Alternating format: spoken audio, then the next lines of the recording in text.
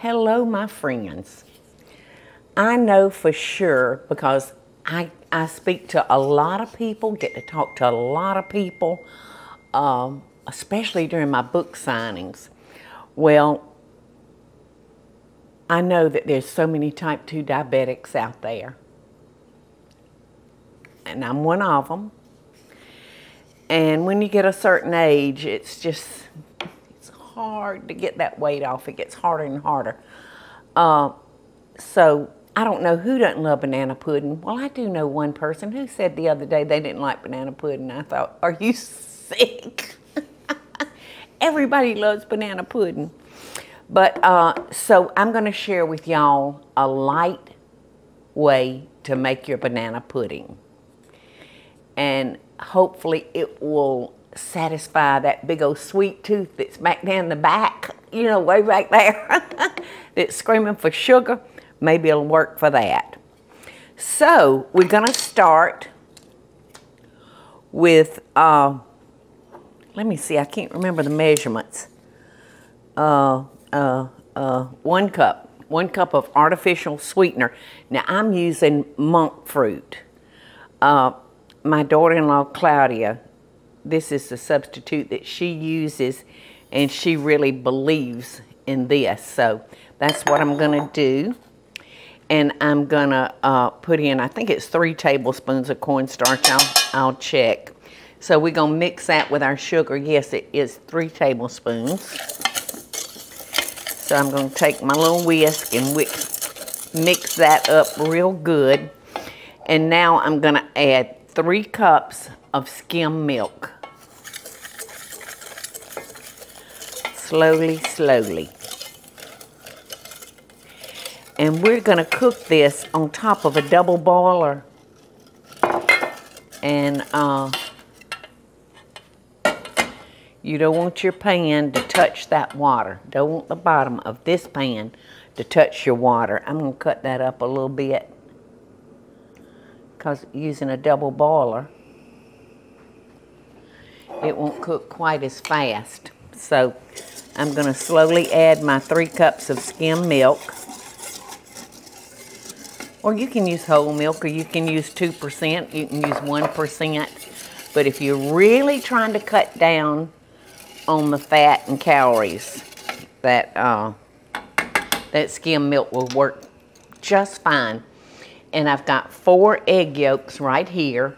And after this thickens, then I'm going to beat these up, and I'm going to temper them with a little bit of our hot custard.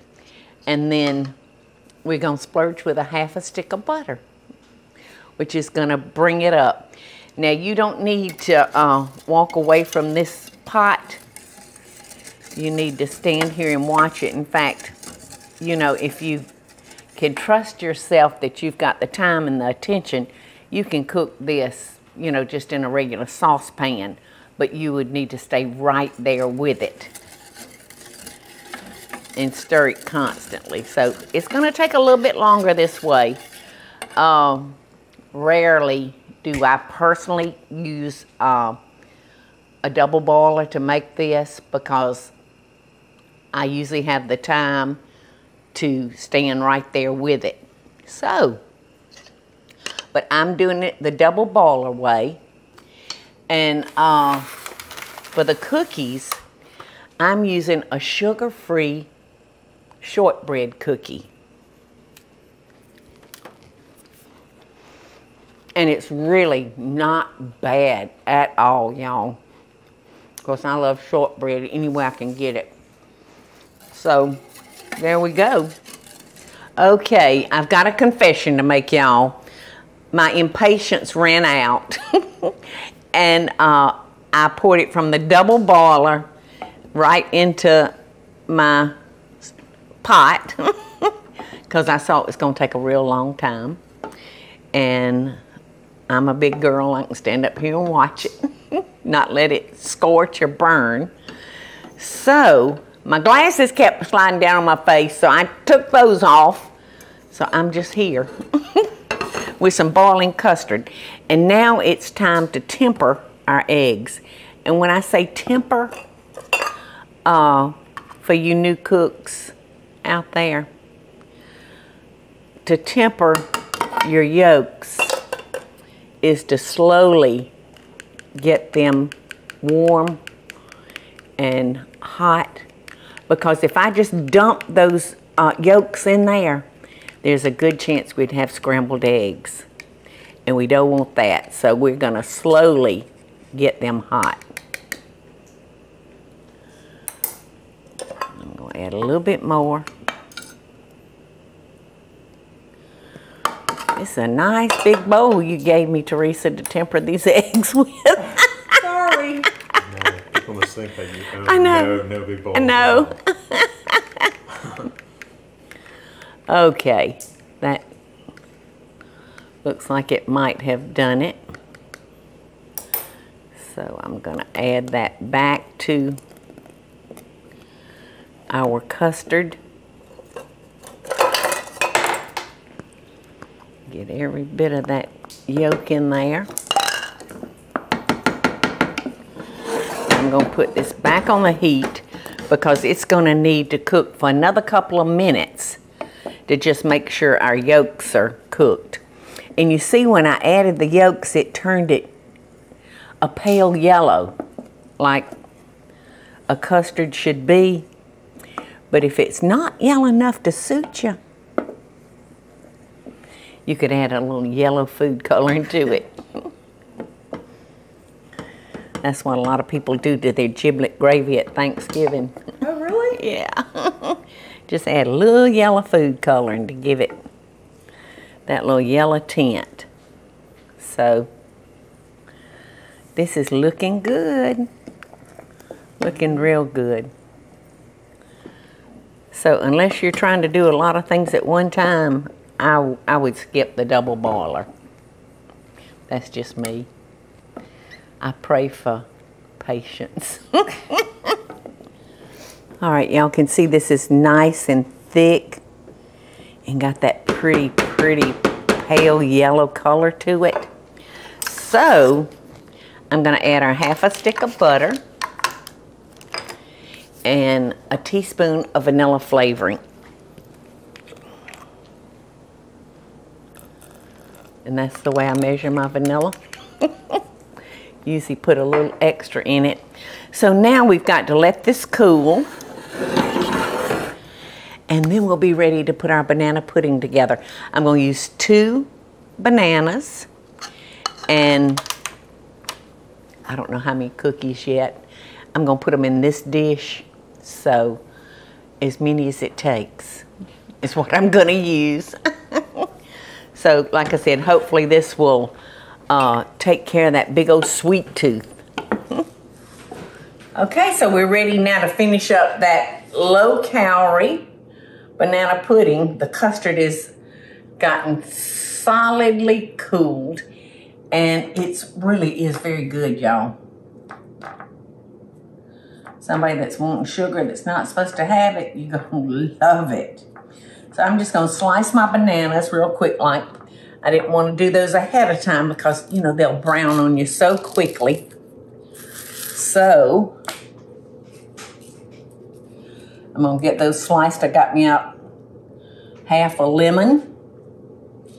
And I'm going to just dot them with a little lemon juice. Hopefully they won't turn brown as fast as they would if I didn't use it. So here we go.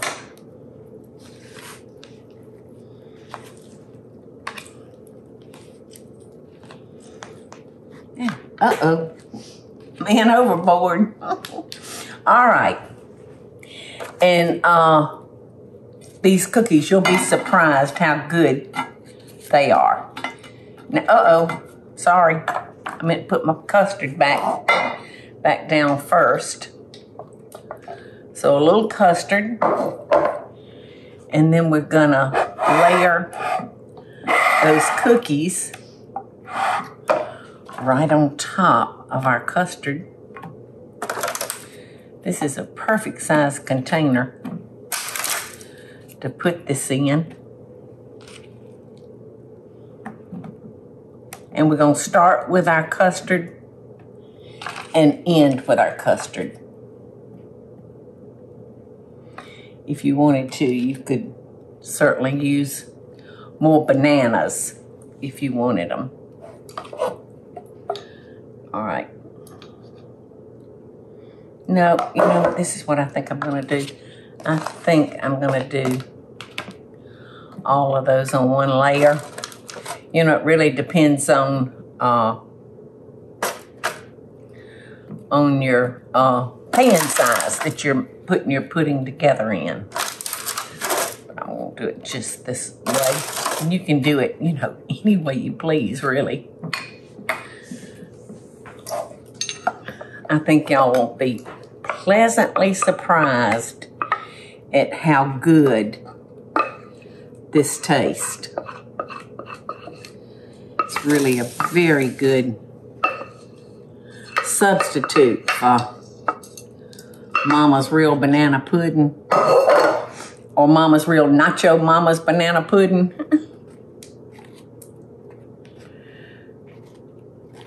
Now, if you wanted to at this point, you could make a meringue and put on top of it, or you could just get some frozen topping and put on it, or fresh whipped cream, you know, because fresh whipped cream has no carbs in it. And you could use the same monk fruit to sweeten the whipped cream with. So that's it. Beautiful. And for somebody that can't have sugar, they gonna love it, y'all. Oh, that mint smells so good. And isn't it pretty in this red dish? I love it. Hey y'all, it's Paula Deen. Now, if you enjoyed this video, be sure to like it and click the subscribe button as well as the notification bell to be alerted when I post a video. Love and best dishes, y'all.